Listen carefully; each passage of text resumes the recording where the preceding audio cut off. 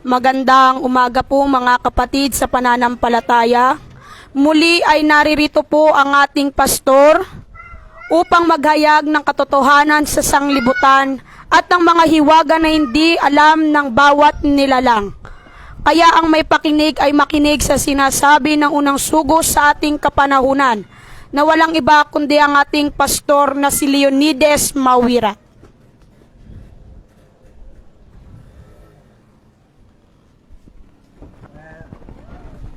Batiin ko sana kayo ng magandang umaga, pero wala pang dumating na magandang umaga. Puro kabalbalan na nakikita ng Diyos. Bumaba nung isang Merkules, ang sabi niya, hindi niya gusto ang nakikita niya sa sanlibutan. Kaya tuloy-tuloy ang parusa na ginagawan. Dahil kami, bilang alagad ng Diyos, inaagaw namin kayo sa kamay ni Satanas.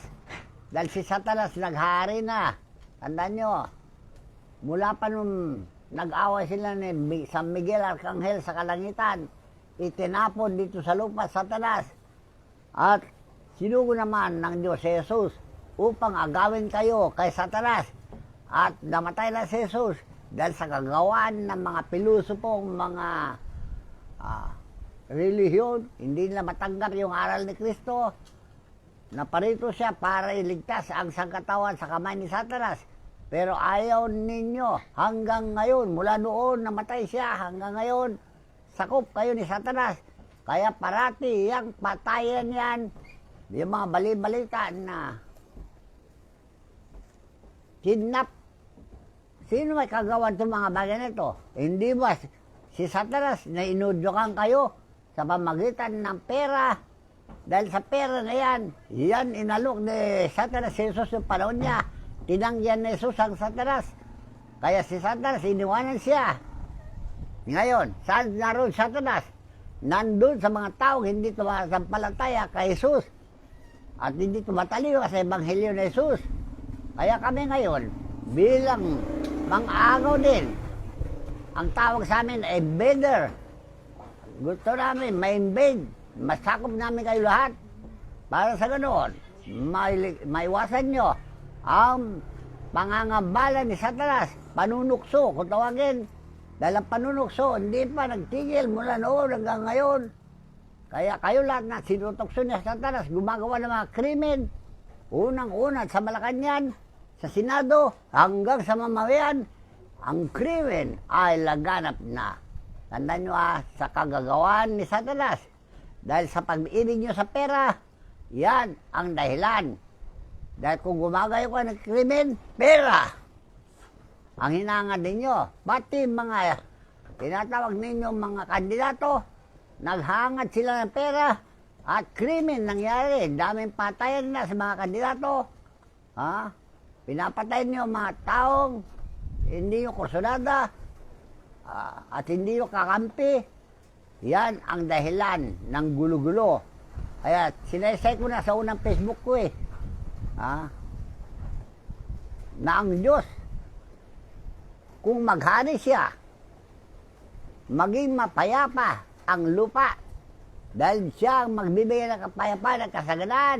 Kahit na gawin yung pabrika o scientifico sa pagpapaunlad, wala mangyayari yan. Tandaan nyo, kamukha yung pagbaba ang presyo, pagtaas naman ng mga sweldo, pagtaas ng mga presyo ng mga sakyan, bababa kaunti ang bigas, tataas naman ang presyo na bilihin.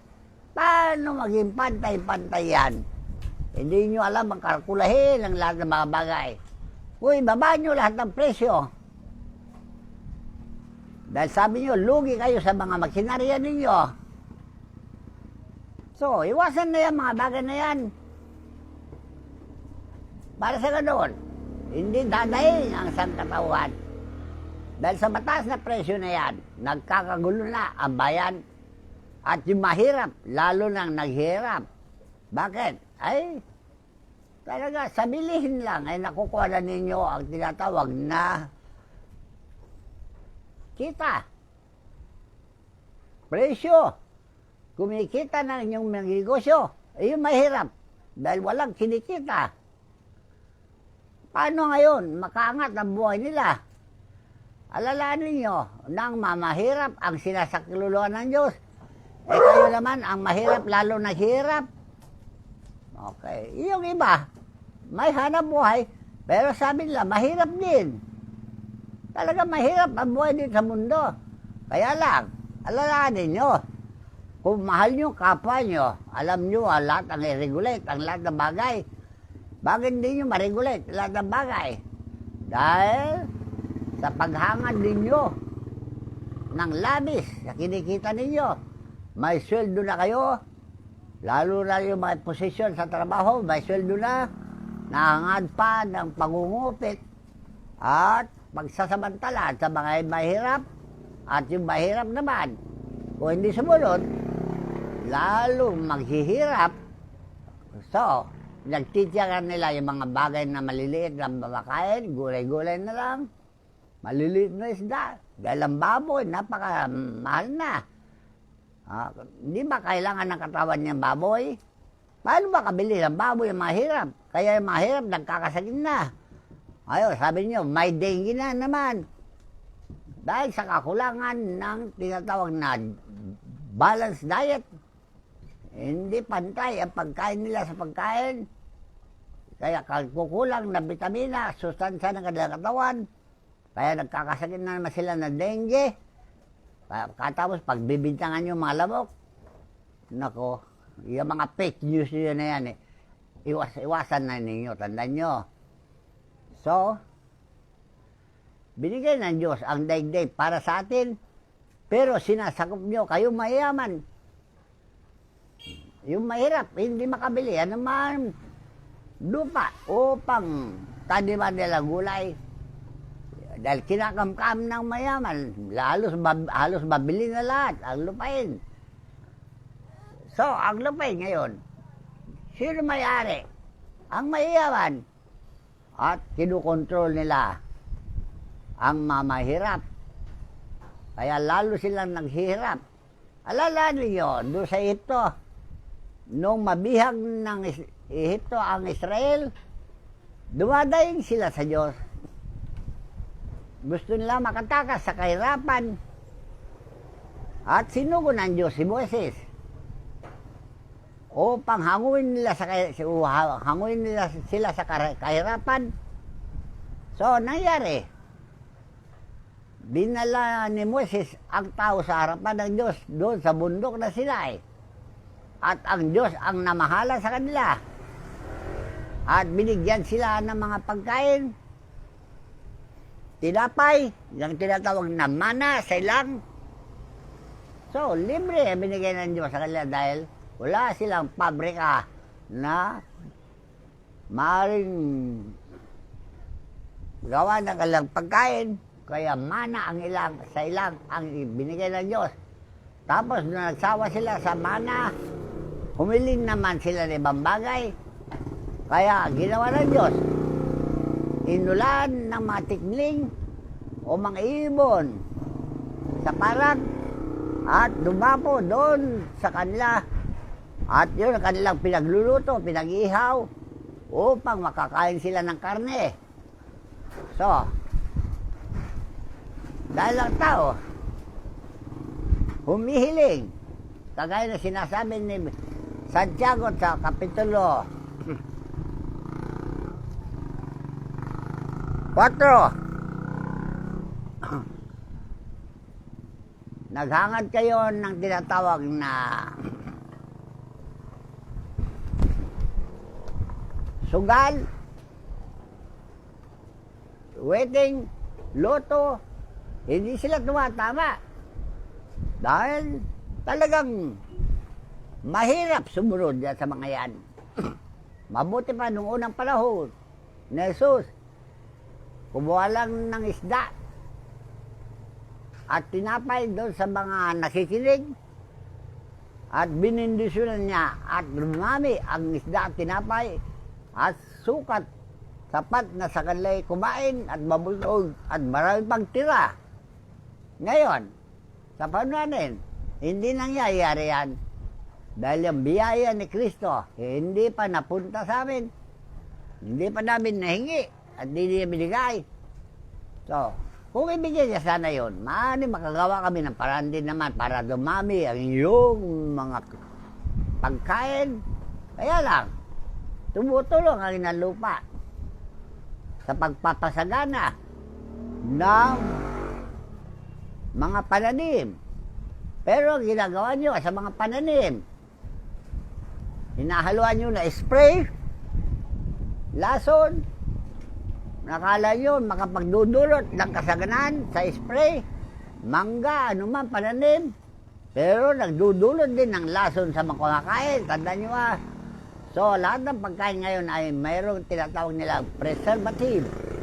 Yung mga preservative na yan, hindi nakakabuti sa tao, kundi nanatili sa katawan ng tao at nagdudulot ng isang karamdaman. Kaya karamdaman na yan, dahil sa dami ng mga preservative o mga spray doon sa mga halaman, so, nahaluan na ang pagkain ng tao na yan ang nagdudulot sa mga sakit ngayon sa ating kapanahunan na hindi nyo alam. Kaya yung mga fake news nyo na yan, na alam ninyo pagkakitaan, na siya naman nagpapahirap sa mga tao. So, lumayo-lumayo na yun na yan. Kaya ang hiling ng Panginoon natin Diyos ay Panginoon natin Jesus ay lumapit na kayo sa Diyos. Hanapin niyo ang Diyos habang malapit pa, sabi niya. Para sa ganon, maligtas kayo sa anumang bagay na paghirap. Dahil siya magbibigay ng kasaganan kung tayo ay sumunod. Tandaan nyo madalas kong binabasa yun, pinababasa sa inyo sa Levitico 26:1. Yun lang pabagat, maintindihan ninyo Yung pabagat, kung sumunod tayo, mayroon tayong papalain. Paano tayong pagpapalain? Ayaw naman niyo sumunod. Dahil naniniwala kayo sa mga bulang propeta, bulang pastor, at bulang mga ngaral, kamukha ng pare. Papa ng Roma, ayun, may sakit na. Sa palagay nyo kaya pagagalingin ni ng Diyos sa dami ng kanyang iniligaw na tao. Basahin. Levitico 26:1. Pamagat. Pagpapala sa pagsunod ay ipinangako. O nangako na Diyos sa pagpapalain tayo Kung susunod tayo, may kondisyon. Kung susunod tayo, hindi naman kayo makasunod sa doktrina, ebanghelyo ng Diyos na inilathala ni Jesucristo. Hindi kayo makasunod. Sumunod kayo sa sarili ninyo. Nagpasya kayo ng mali. Kaya tuloy ang tao nagkaligaw-ligaw at di nila alam kung anong gagawin nila. Magdasal kayo ng paulit-ulit. Hindi naman tinatanggap ng Diyos yan dasal ng paulit-ulit Isang ama namin lang ang itinuro ni Jesus at mga awit ni David. Sa awit, aklat ng awit, yun ang tinuro ng Diyos upang ating sundin. So, ano mga awit nito? Basahin nga natin. Awit 51. Awit 51:1. Pamagat. Sa Pangulong Manunugtog, awit ni David, nang sinata na propeta ay dumating sa kanya, pagkatapos na siya ay makapasok kay Batseba. Maawa ka sa akin, O Diyos, ayon sa iyong kagandahang loob, ayon sa karamihan ng iyong malumanay na mga kawaan, ay pinawi mo ang aking mga pagsalangsa. Ano yung pinawi? Pinatawad siya. Dahil siya'y matapat na alagad, kamukha ni David. So, inalis ang Diyos sa kasalanan sa kanya. Bagamat pinatay niya asawa ni Batseba na propeta. Dahil mas magaling siguro si Batseba kaysa kay Nathan. Kaya pinalig niya si Nathan kay Batseba at pinatay ni David yung asawa niya para angkinin siya bilang asawa. Iyon ang pinagsisihan ni David at pinatawad siya. Ano pa, karugtong na panalangin niya? Hugasan mo akong lubos sa aking kasamaan at linisin mo ako sa aking kasalanan, sapagkat kinikilala ko ang aking mga pagsalangsang at ang aking kasalanan ay laging nasa harap ko laban sa iyo. Sa iyo lamang ako nagkasala at nakagawa ng kasamaan sa iyong paningin. O, yan ang panalangin ni David. At si David ay pinatawad siya. At lalong dinakila ng Diyos dahil siya ay isang pastor na matuwid, bagaman nagkamali, humingi pa rin ng kapatawaran. Kamukha ni Pablo. Sino si Pablo? Hindi ba abogado, mamamatay tao? Pinatawad siya ng Diyos at ginawa siyang alagad. Di ba ganyan? Kaya kayo, bagamat kayo makasalanan at naligaw, patatawarin din kayo ng Diyos dahil yun ang sinabi niya. Ha? Sige, tuloy mo, ibubasa. Upang ikaw ay ariing ganap pag nagsasalita ka at maging malinis pag humahatol ka. Narito, ako'y inanyuan sa kasamaan at sa kasalanan ay pinaglihi ako ng aking ina. Narito, ikaw ay nagnanasa ng katotohanan sa mga loob na sangkap at sa kubling bahagi ay iyong ipakilala sa akin ang karunungan. Linisin mo ako ng hisopo at ako'y magiging malinis. Hugasan mo ako at ako'y magiging lalong maputi kaysa nyebe. Pagparinggan mo ako ng kagalakan at kasayahan upang ang mga buto na iyong binali ay mga galak. Ikubli mo ang iyong muka sa aking mga kasalanan at pawiin mo ang aking lahat ng mga kasamaan. Likaan mo ako ng isang malinis na puso, O Diyos, at magbago ka ng isang matuwid na espiritu sa loob ko. O yan, ang hiniling ni David. Binigyan ba siya ng bagong espiritu? Binigyan siya ng bagong espiritu. Kaya ang pangako niya ay ginawa niya at ginanap pagkatapos niyang nabago at nalinis at pinatawad sa kanyang makasalanan at naging alagad na tapat. At ito ang katapanan niya. Ano sabi niya? Situloy mo. Huwag mo akong palisin sa iyong harapan at huwag mong bawiin ang iyong santong espiritu sa akin.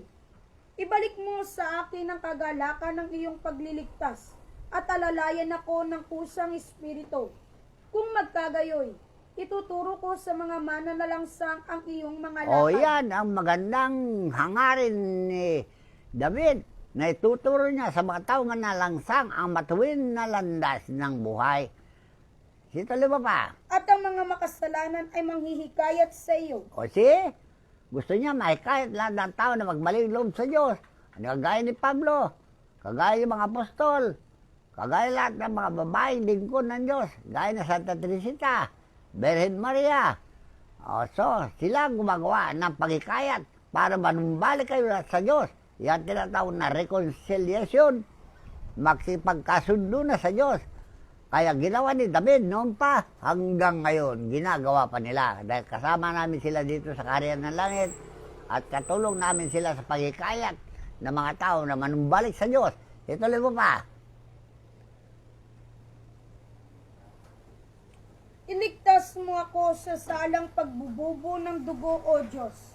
Ikaw na Diyos ng aking kaligtasan, at ang aking dila ay aawit ng malakas tungkol sa iyong katuwiran. O, ano yung ibig sabihin niya, awit na malakas? Dahil siya ang singing medium. Sa awit lang niya, maunawaan mo ang malinaw na pagbabago sa inyong buhay. Sige, tuloy mo. O Panginoon, bukin mo ang aking mga labi, at ang aking bibig ay magsasaysay ng iyong kapurihan. Sige, sino gumamit kay David? Hindi ba ang Diyos? Noong panahon ni Jesus, sino gumamit kay Jesus? Hindi ba ang Diyos? Kaya mukha rin namin ngayon. Sino gumagamit sa amin? Hindi ba ang Diyos? So, yan ang dapat nyo sundan. Situloy mo pa. Sapagkat hindi ka nalulugod sa hain, na kung dili ay bibigyan kita. Wala kang kaluguran sa handog na susunugin. Ang mga hain sa Diyos sa ibagbag na loob, isang bagbag at may pagsisising puso, O Diyos, ay hindi mo wawaling kabuluhan. Gawan mo ng mabuti ang iyong mabuting kasayahan sa Sion. Itayo mo ang mga kuta ng Jerusalem. See? Ano ang sinangan niya? May tayo ang mga simbahan, kahit na malilit lang, Basta ang pagpupuri sa Diyos ay tapat. Yan ang hinangad ni Haring David. Ayan ang ginagawa namin. Kaya mga simbahan namin, maliliit lamang. Pero nandun kasama namin ang Diyos at lahat ng mga banal. Dahil yan ang hinangad ni Haring David. At yun din ang ginawa ni Jesucristo at ang kanyang mga apostol. At yun din ang ginagawa namin ngayon. Nagtatayo kami ng mga kuta. Alam niyo mga kuta, sambahan na maliliit. Templo na maliliit. Hindi ka mukha yung templo yung malaki. Wala naman, Diyos yan. Kaya sabi ng mga propeta, hanapin niyo ang Diyos para kayo'y mabuhay. Gaya na sinabi niya kay Amos 5:4. Ulit-ulit na lang ito Hindi nyo hinahanap Puro pera hinangan ninyo. Maliligtas ba kayo ng pera? Kamukha yan, patayan na yan. Nangyayari, aksidente. Nangyayari, mga sunog. Nangyayari, namamatay ng mga tao. Yan ang sinabi ng Diyos. Napuksain niya lahat ng mga kasalanan at ititira niya ang matupa. Ano yung matupa? Mga banal na tao ang may iwan. Ang makasalanan ay papatayin niya lahat. Okay, tuloy mo. Sa Amos, no? Amos 5:4. Sapagkat ganito ang sabi ng Panginoon sa sangbahayan ni Israel, hanapin ninyo ako at kayo'y mga bubuhay. Kasi hindi lang siya. Hanapin nyo ang matuwid na kautusan ng Ebanghelyo at kayo'y mabubuhay. Yan ang sinabi ni Haring Solomon doon sa Kawikaan 7:1. Pag-aralin nyo mabuti ang Biblia dahil yan ang sabi ni Haring Solomon. Kawikaan 7:1 pamagat. Ang kamangmangan ng pakikitungo sa nais ng masamang babae. Sino yung masamang babae? Hindi ba si Satanas? Anong opo ni Satanas? Hindi ba pera? Yan ang hinangan nyo, pera, pagyaman. At na marami na ang nagkakamatay lang sa pera. At nasira na yung reputasyon o pagkatao dahil sa pera. Dahil ang pera hindi makapagliligtas. Pagdalit na Diyos, tandaan nyo. Dalawa. Anak ko, ingatan mo ang aking mga salita at impukin mo sa iyo ang aking mga utos. Impukin ninyo kamo. Impukin ninyo sa inyong impukin ninyo sa inyo ang aking mga utos. Ingatan ninyo ang aking mga utos at mabuhay kayo. Utos lang ng Diyos, 10 Commandments. Mabubuhay tayo kung sundin nyo yung 10 Commandments. Yan ang utos ng Diyos. Tandaan nyo So, gusto nyo mabuhay? Sundin nyo ang utos ng Diyos. Ano yung mga utos ng Diyos? Sumamba ka tuwing linggo at ang bilin dyan tuwing linggo, huwag kang magnanakaw. Huwag kang magsasaksi na dito to. Huwag kang magbibigkang. Huwag mong angkinin ng asawa ng iyong kapa. Huwag mong angkinin ng pag-ari ng inyong kapwa. Lahat ng pag-ari ng iyong kapwa. So, yan ang utos. Kung matupad nyo yan, mabuhay tayong mapayapa. Tandaan nyo. Kaya uso-uso scammer, sindikato, pangangamkam ng pag-ari ng kapwa, pensyon na ng kapwa, kinukuha pa ninyo.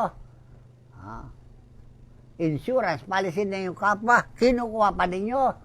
At dinadayo ang pera na ibibigay ninyo. Okay, so ito mga nabagay na nangyayari na ito. Hindi raw kursunada ng Diyos yan. Hindi siya nagigiliwan sa mga ginagawa nyo. Dahil ito ang kinapuputan ng Diyos. Tandaan nyo sa Kawikaan 6:16. Kawikaan 6:16. May 6 na bagay na ipinagtatanim ng Panginoon. Oo, 7 na mga kasuklam-suklam sa Kanya. Mga palalong mata, sinungaling na dila, at mga kamay na nagbububo ng walang salang dugo. Puso na kumakata ng mga masamang akala.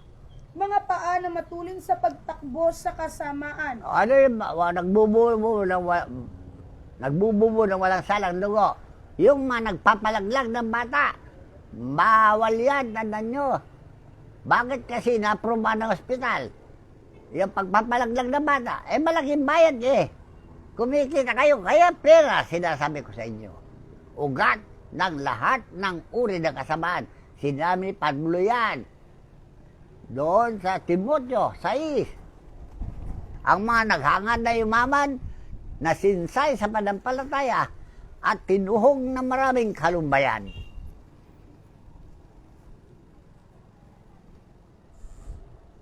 Pangalawa Timoteo 6:16 ay Kapitulo 6.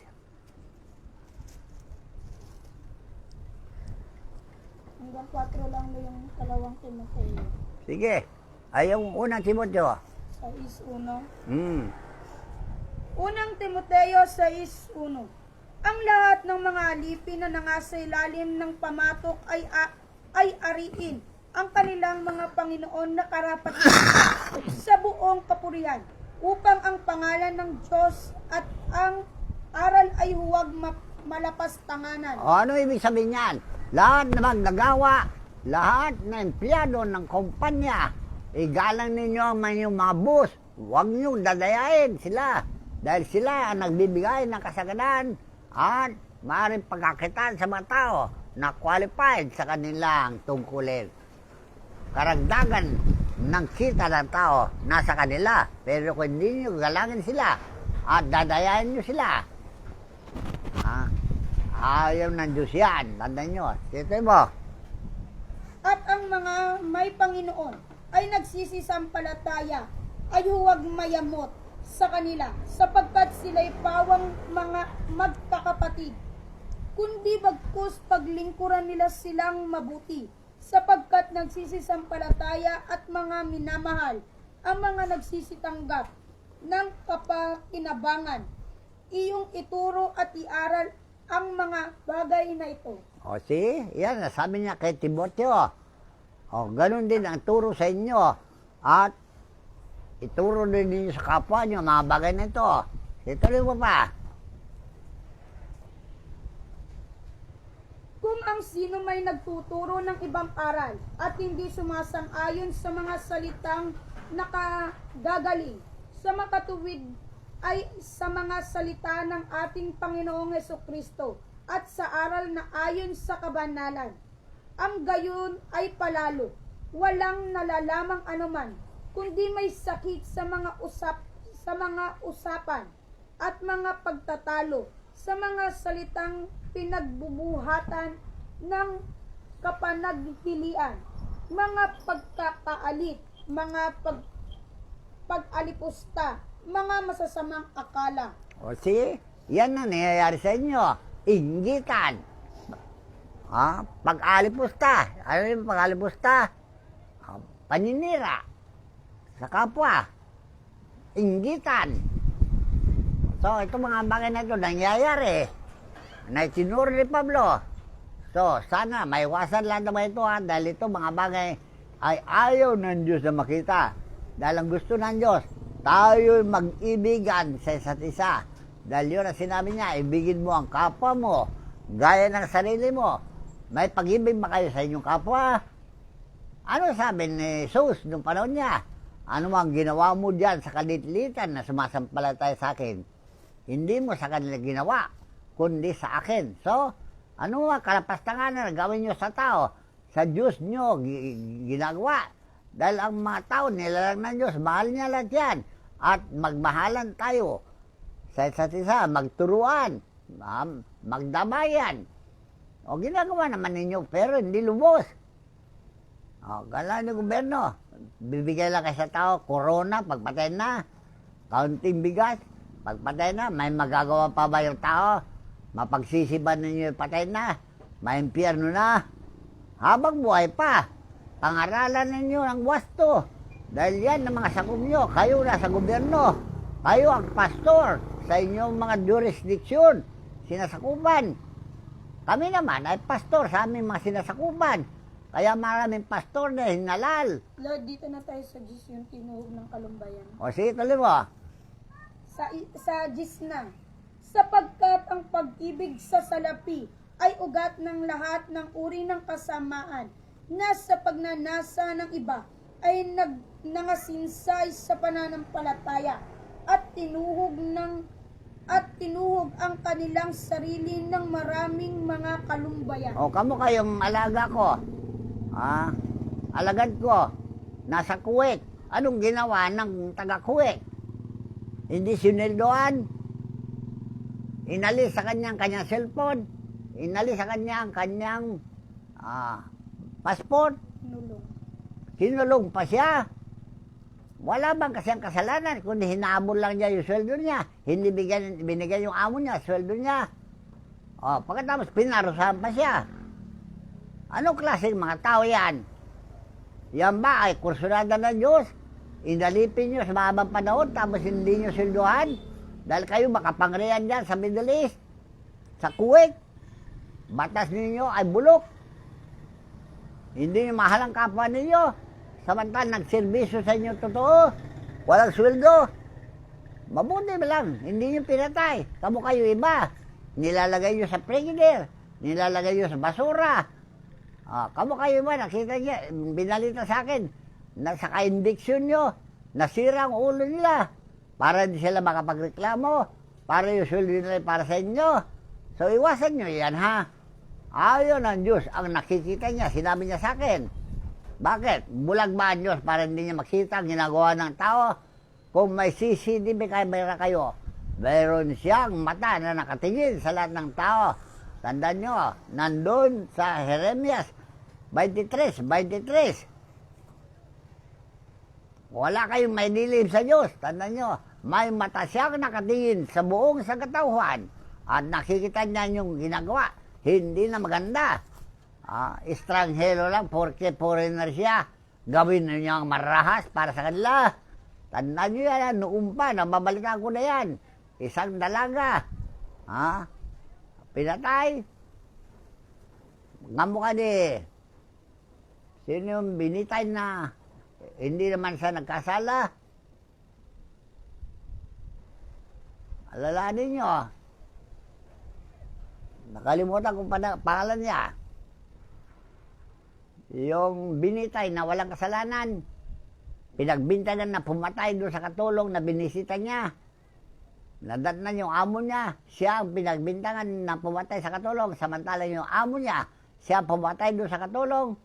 So, alala ninyo, hindi na makatarungan yung ginagawa ninyo ha.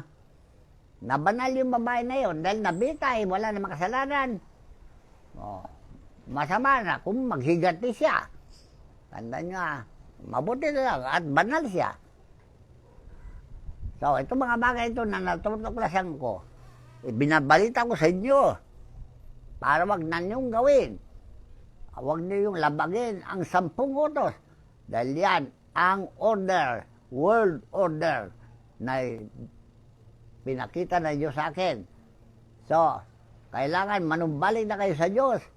Hadapin niyo ang Diyos habang may panahon pa. Para mabuhay kayo, kahit na makasalanan kayo, patatawarin niya kayo. Yan ang sinabi niya doon sa Jeremias 1:19, di ba? Ulitin mo pa. Isaias 1:19.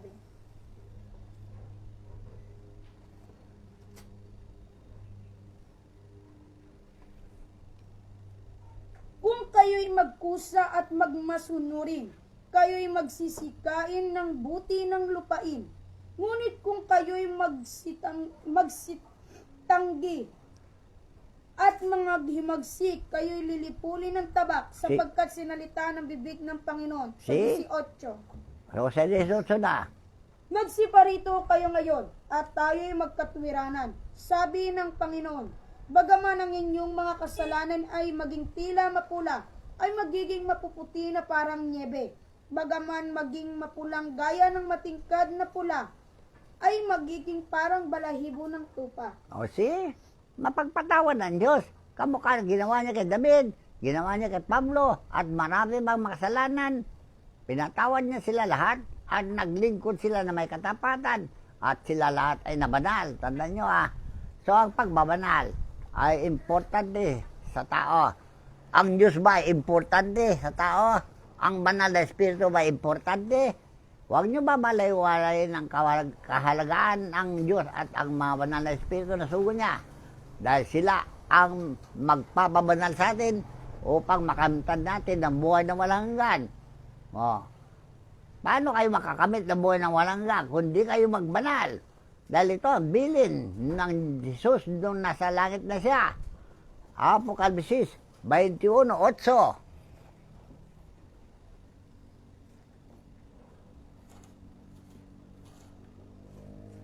Apokalipsis 21:8. Ngunit sa mga duwag at sa mga hindi mananampalataya at sa mga kasuklam-suklam at sa mga mamamatay tao at sa mga mapakiapid at sa mga manggagaway at sa mga mapagsamba sa Diyos-Diyosan at sa lahat ng mga sinungaling, ang kanilang bahagi ay sa dagat-dagatang nagniningas sa apoy at asupre na siyang ikalawang kamatayan. So, huwag niyong paniwala yung sinasabi ng mga Katoliko, pare, na pag binindisyonan nila ng tubig, mapasalangit na siya, kaya hindi pa siya nakapagsisi. Alright. Dahil yan, ang pasya ng Diyos. Kaya huwag niyong paniwala yung mga kabulaan na tinuturo ng mga paring Katoliko.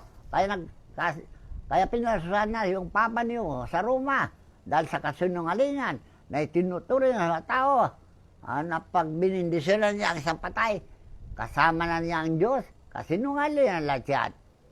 Yan ang pasya ng Diyos. Lahat ng sinungaling, alam niyo, sinungaling na yan, yung nagdarasal na sundin ng loob mo, hindi naman nasunod ang loob ng Diyos, kalooban ng Diyos. Paano mapasalangit yan? Tandaan niyo ha, kaya yung mga pambobolan yung mga Romano Katoliko, tigilan yun na yan. Kaya marami na taon na namamatay dahil sa inyo. Ilan na taong kaluluwa ng Katoliko na siniligtas ko? Marami na. Isang grupo na madre na binihag ng isang kriminal. Anong ginawa yung kriminal na yun? Nasundalo. Nagpuga. Nire-rape niya yung mga madre. At tapos pinagpapatay sila. At sila lahat ay namatay. Sino ang nagligtas sa kanila? Ako rin. Tandaan nyo, natagpuan ko sila sa bulubundukin. So, inakay ko sila dahil nagsisisi sila. So, naligtas ko sila.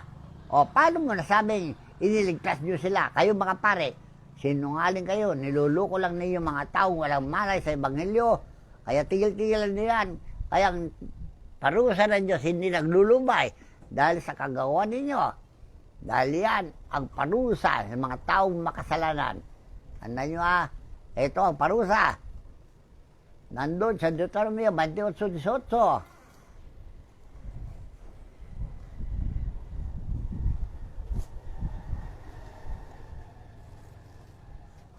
Deuteronomio 28:58. Kung hindi mo isasagawa ang lahat ng mga salita ng kautusan na ito, na nasusulat sa aklat na ito, upang ikaw ay matakot dito sa maluwalhati at kakilakilabot na ang pangalan ang Panginoon mong Diyos. Kung magkagayoy, gagawin ng Panginoon na kamangha-mangha ang salot sa iyo at ang salot sa inyong binhi, malaking salot at totoong malaon, at kakilakilabot na sakit at totoong malaon. See? Mga binhi, mga anak, magkakasakit naman ng dengue, sinasabi nyo, salot lang yan. Anong dinggi-dinggi? Pati lamok, pag binitangan nyo. Yung spray sa lamok na yan, sa akala nyo, panalanghap ng tao, hindi siya makapekto. So, kung yung sigarilyo, makapekto, sabi niyo, yan pa kayang usok na yan.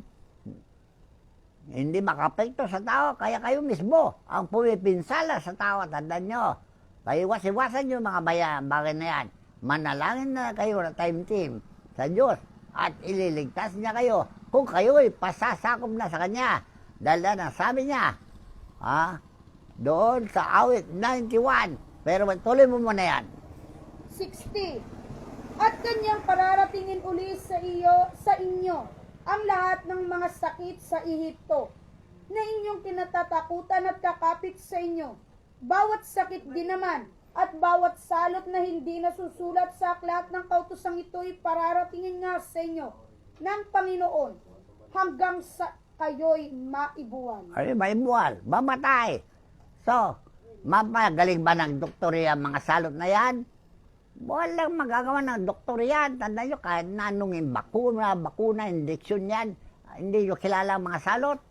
Mga elemento na hindi nakita, kapre, maligno, inkantada, o mga tinatawag na Diyos, peri, mga duwindi. O, may makuha ba nyo sa injection yan? Kung anong pinapangalan nyo sakit, smallpox. Meron pang monkeypox. Chicken pox. Meron pang chickenpox. Baka magkaroon na rin ng beef pox. Baka mamaya mapakpak na kayo ng hagupit na napakalupit. Magkakaroon na kayo ng pox. Ituloy mo yan kung anong resulta ng peste na yan. At kayo'y malalabing kaunti sa bilang. Tingnan nyo. Kaya pakaunti ng bilang eh. Bagamat napakarami tayo. Milyon na ang populasyon. Marami na nabawas. Yun lang COVID-19. Ang dami nang namatay. Yung Devax yan, dami namatay. Ang dami nang namatay sa ospital. Dahil sa mga sakit na hindi maintindihan ng mga doktor. Meron pang tinatawag din yung ano yung sinasabi lang isaksak pagpalinis ng dugo. Insulin. Oo. Meron pa yung Sa diabetes, yung meron pang sinasaksak na linisin daw ang dugo.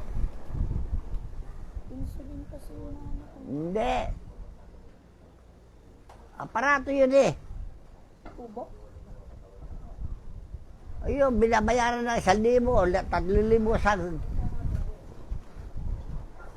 Yung insulin. Alam mo dito pinapasa.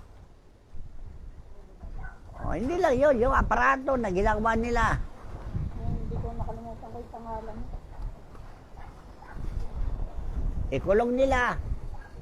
Hanggang sa maubos ang pera ng tao, hindi rin nabuhay. Ganda nyo Yung pagkuha daw ng tubig sa baga.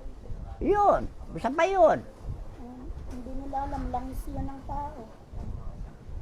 Vitamina sa katawan ng tao yun. Kukunin ninyo. Kaya marami namatay na natanggalan ng langis, tubig sa baga. Tandaan nyo.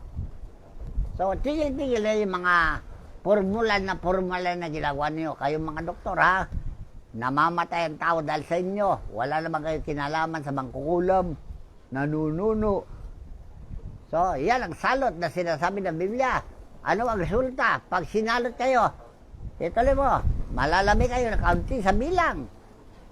Pagkatapos na kayo'y naging gaya ng mga bituin sa langit, sa karamihan, sapagkat hindi ninyo dininig ang tinig ng Panginoon mong Diyos. At mangyayari na kung paano ang Panginoon ay nagagalak sa inyo na gawin kayong mabuti at paramihin kayo, ay gayon magagalak ang Panginoon sa inyo na ipalipol kayo at ibuwal kayo. See?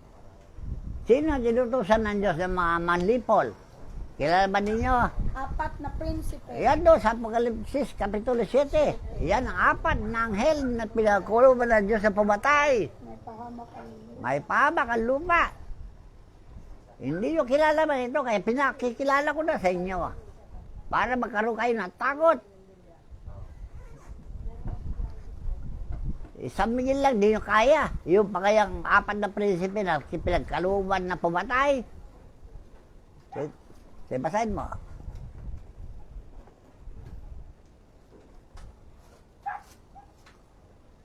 Apokalipsis 7:1.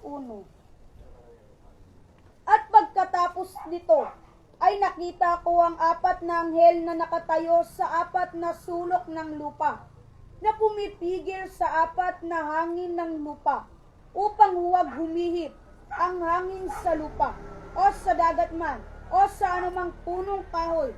At nakita ko ang ibang anghel, na umaakyat mula sa sikatan ng araw, na taglay ang tatak ng Diyos na buhay. At siya'y sumigaw ng tinig na malakas sa 4 na anghel na pinagkaloobang maipahamak ang lupa at ang dagat, na nagsasabi, huwag ninyong ipahamak ang lupa, kahit ang dagat, kahit ang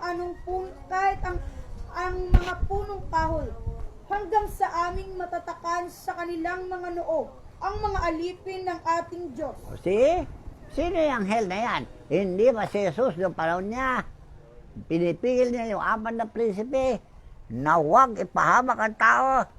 Kaya nangyari, naligtas ang mga tao. Lalapat sa panahon natin. May naliligtas pa ba? Nangangamatay na lahat. Dahil sa apat na prinsipe na yan. Anong taglay ng kapangyarihan ng apat na prinsipe? Sinabi ko na sa inyo, isang gera, si Franklin. Yung isa, Prinsipe Socrates. Socrates, yan ang mga sakit na hindi maintindihan. Salot yan. O, hindi niya maintindihan ng mga doktor. At yung bagyo, Norway. si Norway. O, mapigilan ba din yung bagyo? So, Si Prinsipe Dollar. ay, yung dolare na yan. Yung lindol. O, meron kayong pagpatigil sa lindol o bagyo? Kaya ba nyo labanan niya pa ng prinsipe na yan? Dahil sinabi ng Diyos sa akin, lulunod niya Pilipinas. Mabuti na lang, hindi nalunod na lubos sa Pilipinas. Tanda nyo ha. O, partial pa lang ang nalulubog at nilulubogan. At kawawa yung mga tao na nawawala ng tahanan. Nangamatay sila. Mga hayop nila, mga halaman nila, patay na lahat. Paano ngayon magkaroon kasaganan? Kaya lalahanin nyo yan na. Kami ngayon ang Nag-Ebanghelyo para maunawaan nyo yung hindi tinuturo ng mga pastor ninyong bulaan. Dahil yan ang mga sinabi ni Jesus noong panahon niya. Sa Matthew 23:1, 4, na wag kayo, mag-ingat kayo na huwag kayong mailigaw. O, naligaw na kayo. Dahil hindi nyo nakita ang totoong relihiyon na kinaroon ng Diyos.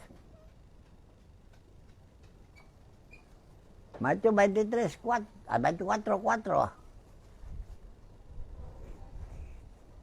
Mateo 24:4.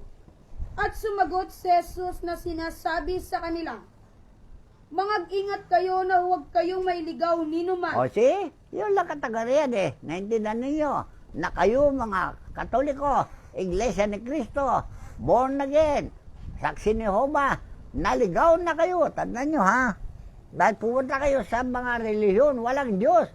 Kung saan naroon ang Diyos, doon kayo. Dahil yan ang pangako niya, na ibubuhos niya ang kanyang espiritu sa lahat ng tao. O nabuhusan kayo ng espiritu. Itong espiritu na ito, anong tungkulin niya? Doon sa 14:26 ng San Juan. San Juan 14:26.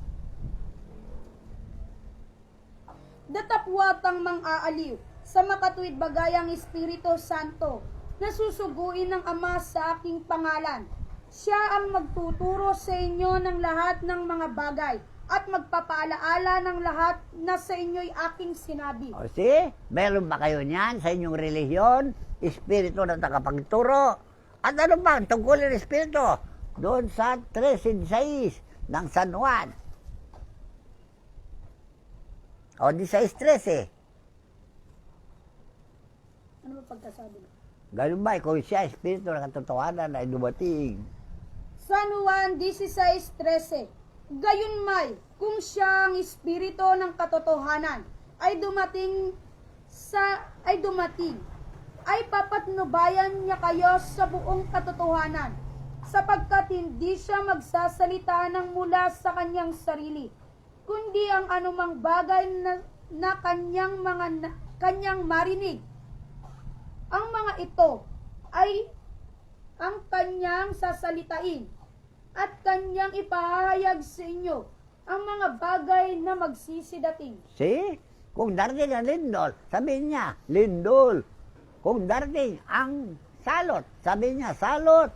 Kung darating ang kasakuna, sabihin niya, sakuna. Yan ang tungkulin ng espiritu ng katotohanan. Yan ang papatnubay sa atin. Kaya marami na nagkakasakuna dyan sa inyong relihiyon, aksidente, dahil walang patnubay ng espiritu sa inyo. Tandaan nyo ha, kami, pinapatnubayan kami ng espiritu. Hanggang ngayon, walang sakuna na dumating sa amin. Dahil kami ay pinapatnubayan ng espiritu. Ha? So, marami pa ako sasabihin sa inyo. Kaya lang, baka nagsawa kayo sa pakinig, sa aking busis. Hanggang dito na lamang. So, ang bilin ko sa inyo, hanapin na ninyo ang Diyos habang maaga pa. Nandito na sa Pilipinas. Dahil noong panahon ni Adan, nandun sa, ano tawag doon? Hardin ng Eden. Hardin ng Eden. Sa Middle East, yan ha. Ngayon, noong panahon ni Noe, nandun siya sa daong ni Noe. Kasama niya si Noe. Noong panahon ni Abraham, o panahon ni Daniel, nasa kay Daniel siya. Noong panahon ni mga Abraham, nasa kay Abraham siya. Doon sa Bethel. Noong panahon ni Jacob, nasa kay Jacob siya. At noong panahon ni Jesucristo, o panahon ni David, nasa kay David siya. Noong panahon ni Moses, nandun sa bundok na Sinai. Noong panahon ni Rizal, nasa kay Rizal siya. Sa panahon natin, nasaan siya? Hanapin niyo siya. Magtanong-tanong kayo. Kung maaari, kung may baro kayo, banal espiritu. Kung manghula kayo, hulaan nyo kung saan siya naroon. Dahil hinulaan na ni Juan, yung artista. Ang hilo. Ang global. Hindi.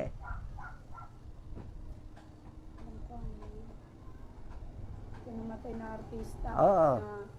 na naghula na nandito ang Diyos sa Pilipinas. Oo. Alvarez. Hindi. Si Alvarez yun. Yun ang mahula na artista. Okay. Hinula niya, ang Diyos ay nasa Pilipinas na. Ako naman, sasabihin ko sa inyo, nasa Pilipinas na siya. Hanapin niyo siya. Nandito lang. Sa Pilipinas. Nandito na sa Bulacan. Tandaan nyo Kasi hanapin niyo siya sa Bulacan. Kung saan siya naroon, upang kayo'y maligtas. Amen? Sana ula. Ito ang payo ko sa inyo bilang kapatid sa pananampalataya. Dahil tayo lahat ay magkakapatid, tandaan nyo, isang pinagbuhatan natin, Diyos lang, at kailangan tayo makawalik lahat sa Diyos. Okay? At magturuan na mag-aaralan. At yan muli mga kapatid sa pananampalataya ay nakarinig na naman tayo ng ebanghelyo na galing sa kaitaasan upang tayo'y matuto at mag-aral na matakot sa harapan ng Diyos sa lahat ng araw na ating kinabubuhay. Kaya ang may pakinig ay makinig sa sinasabi ng unang sugo sa ating kapanahunan. Kaya mga kapatid, mapapalad tayong lahat na nakarinig ng katotohanan. At maraming salamat.